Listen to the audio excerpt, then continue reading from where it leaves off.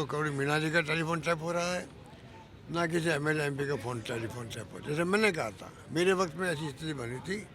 करोड़ी मीणा जी जो हमारी पार्टी के अपने मंत्री हमारे हैं और हमारी सरकार पे झूठा आरोप लगा रहे हैं कि मेरा टेलीफोन टैप हो रहा है। संविधान के हत्यारों का इंदिरा जी का ये अपमान, इंदिरा जी का ये अपमान, भर्ती सरकार मुर्दाबाद।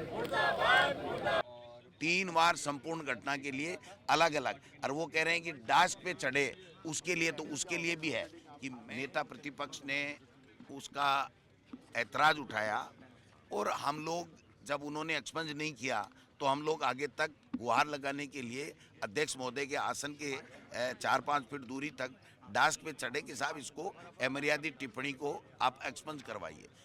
और उसके ऊपर 15 मिनट बाद में ही 5 सहित 6 विधायकों को निलंबित कर दिया। 3 दिन तक अंदर रहना पड़ा। फिर सहमति बनी कि संपूर्ण घटनाक्रम के लिए खेद प्रकट करना है। हमने खेद प्रकट कर दिया, नेता महोदय ने कर दिया, पारिक साहब ने कर दिया, मैंने कर दिया। 3 बार खेद प्रकट है, 3 बार संपूर्ण घटना के लिए अलग अलग। और वो कह रहे हैं कि डास्क पे चढ़े उसके लिए, तो उसके लिए भी है कि मैं व मेरे 5 सदस्य डास्क की ओर चढ़े, हम लोग खेद प्रकट करते हैं। अब उसके बाद में वो क्या चाहते हैं जी, उस मंत्री का बयान हटना नहीं चाहिए प्रोसीडिंग से, उस मंत्री को माफ़ी नहीं मांगनी चाहिए, जो चीज़ होनी चाहिए वो हो। लेकिन सरकार के और स्पीकर के जो गतिरोध है, जो आपसी मनमुटाव है, तो वो सदन के ऊपर भी उसकी छाया दिख रही है? कहाँ?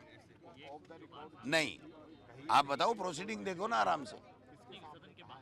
बाहर तो जो भी बोलता है वो सारे ही बोलते हैं, कौन सा भाषण नहीं देता है। जो छपा है वो मैंने नहीं बोला, जो छपा है वो मैंने नहीं बोला। वही तो है,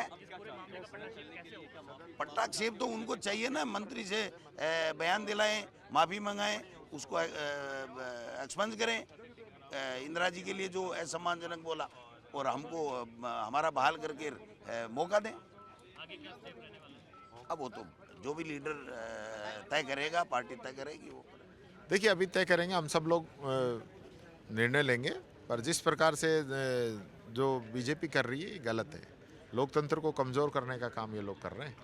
हाँ, सत्ता पक्ष की जिम्मेदारी है, सत्ता पक्ष बात करे, यहाँ उल्टा हम नौरे खा रहे हैं कि आप बात करो और सदन को चलाओ, क्योंकि हम चाहते हैं कि यहाँ जनता की बात उठाई जाए, जनता के मुद्दे आए।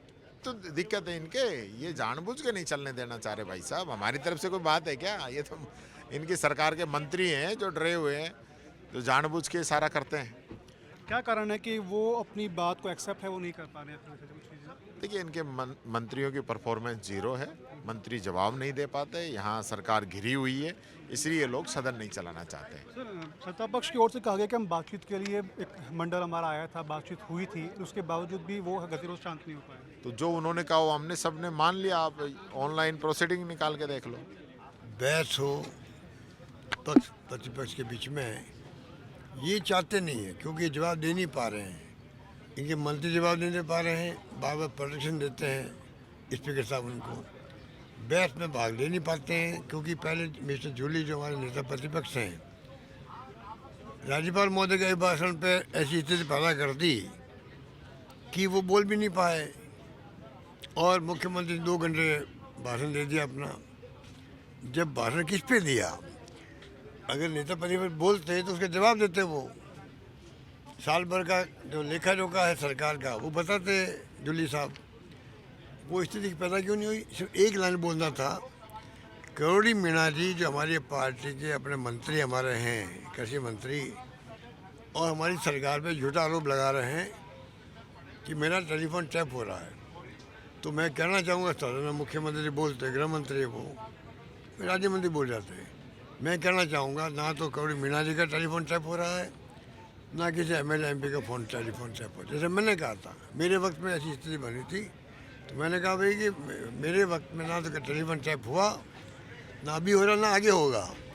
एक लाइन बोलना था, विपक्ष शांत हो जाता, हाउस चलता, सब लोग बोलते, अपनी बात कहते, बहस के अंदर हिस्सा लेते, जन समस्या उठाते।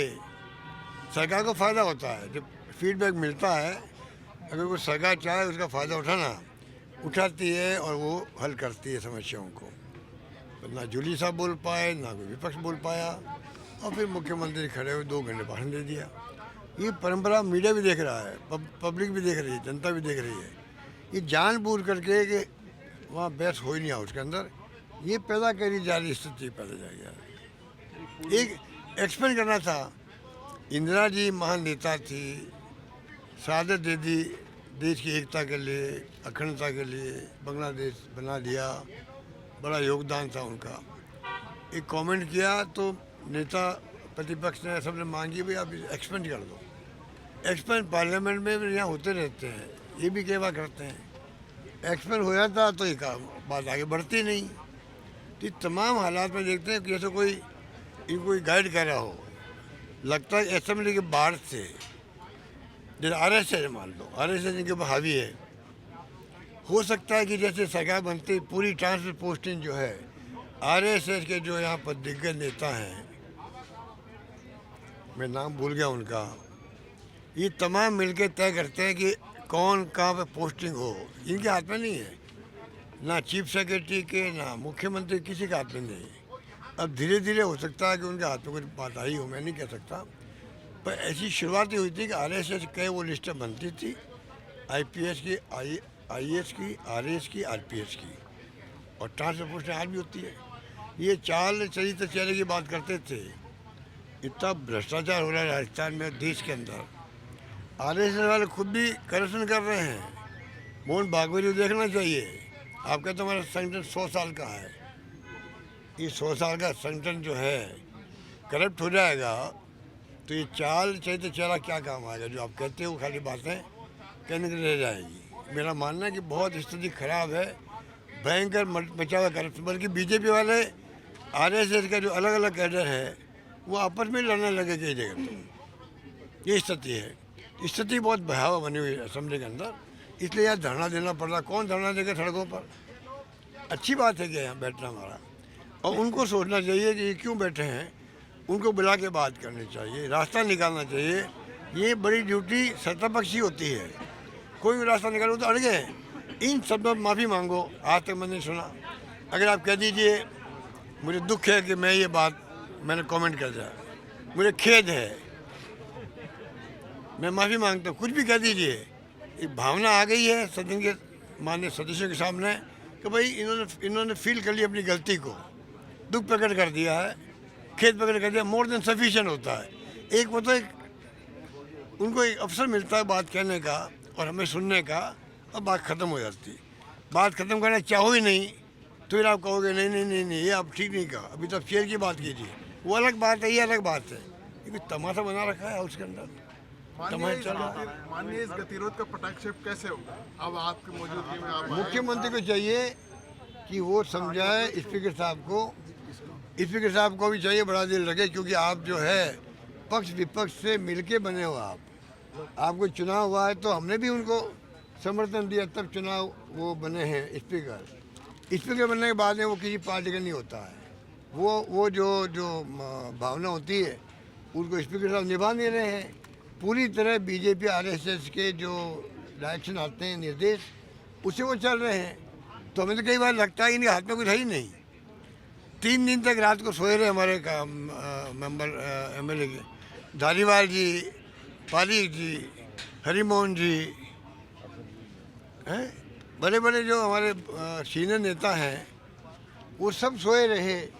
तो क्या उनको 3 दिन मिले, उनको उठा नहीं सकते थे वो जा कर के? बैरू सिंह शेखावत खुद जाते थे, हम लोग जाते थे मनाने के लिए जब कभी अच्छी स्थिति बनती थी। पहली बार हो रहा कि स्थिति ऐसी खराब कर दी है, पक्ष कोई विपक्ष कोई दुश्मन हो। ये जो हालात बने हैं देश में बन रहे हैं, दिल्ली में कोई कम नहीं है। दिल्ली से प्रेरणा लेकर के यहाँ कर रहे हैं, लोग हरकत कर रहे हैं। ये किस दिशा में जाएंगे कोई नहीं जानता। ऐसी स्थिति बनती जा रही है देश में भी, प्रदेश में भी। हर नागरिक को चिंतित होना चाहिए कि आप सब जागरूक बन जाइए। आज तो आपको अच्छा लगता है हिंदू हिंदू सुनना, पर जो आज महंगाई है, बेरोजगारी है, जन समस्याएं हैं, गांव में किसान दुखी है, फसलों के दाम मिल नहीं रहे हैं, खरीद के अंदर करप्शन हो रहा है। कल ही मैंने बात करी कलेक्टर बीकानेर से, पत्र लिखा मुख्यमंत्री जी को, मूंगफली खरीद के अंदर 20-25 हज़ार रुपये दो तो जाके वो खरीद करेगा। ये स्थिति बन गई है। भयंकर करप्शन मचा हुआ है, किसान दुखी है, मजदूर दुखी है, युवा दुखी है, छात्र दुखी है। क्या करी सरकार? 1 साल निकाल दिया, उसका लेखा जोखा करने के टाइम था ये, और महीना भर मिलता है, मुश्किल 1.25 महीने मिलता है 1 साल में। उसमें लोग उम्मीद करते हैं कि इस मौके के अंदर हमारे एमएलए हैं, चाहे पक्ष के हैं चाहे विपक्ष के हैं, हमारे गांव की, हमारे मोहल्ले की, हमारी जन समस्या पानी की, बिजली की, सीवरेज की जो भी है उठेगी। आज भी लोगों को विश्वास है असेंबली उठाना जरूरी है समस्याओं को, चाहे रोजगार की बात करो, नौकरी की बात करो, वहाँ उठेगी तो हमें न्याय मिलेगा, ये लोगों को विश्वास है। इतनी क्रेडिबिलिटी होती है असेंबली की, उसको ध्वस्त कर रहे हैं लोग, वो अच्छी बात नहीं है। तो ये थे तमाम कांग्रेस के बड़े नेता जिन्होंने अपनी अपनी बात है वो कही है और सरकार पर निशाना साधा है। साथ में पूर्व मुख्यमंत्री अशोक गहलोत ने कहा था कि जब हमारा कार्यकाल था तो अगर ऐसा कुछ समय भी हुआ था तब भी हमारी ओर से, हम खुद यानी कि मैं मुख्यमंत्री के तौर पर उस समय था, मैं भी यहाँ गया था तमाम उन नाराज विधायकों के पास में और उनसे बातचीत है वो की थी और उनके धरने को स्थगित करवाया था। लेकिन फिलहाल वर्तमान में भाजपा सरकार के मुख्यमंत्री हैं, वो कहाँ हैं किसी को पता नहीं है। बातचीत है वो करने के लिए यहाँ तक नहीं आ रहे हैं। पिछले 3 दिनों से कांग्रेस के जो तमाम निलंबित विधायक थे उन्होंने अंदर धरना दिया था और उसके बाद में आगे के 2 दिन वो लगातार विरोध के गए थे और आज भी विरोध है वो हुआ है। जिस तरह कुछ देर पहले हमने तमाम नेताओं की आपको प्रतिक्रिया थी सरकार को लेकर के वो सुनाई। खैर अब आज का दिन प्रश्नकाल से सुबह धक्का मुक्की से शुरू हुआ, तो शाम तक क्या चीज़ निकल कर के सामने आती है, क्या निष्कर्ष निकलता है, किस तरह से पटाक्षेप होता है, ये देखने वाली बात होगी। वीडियो जर्नलिस्ट कृष्ण शर्मा के साथ रौनक पारेख, पंजाब केसरी टीवी, जयपुर।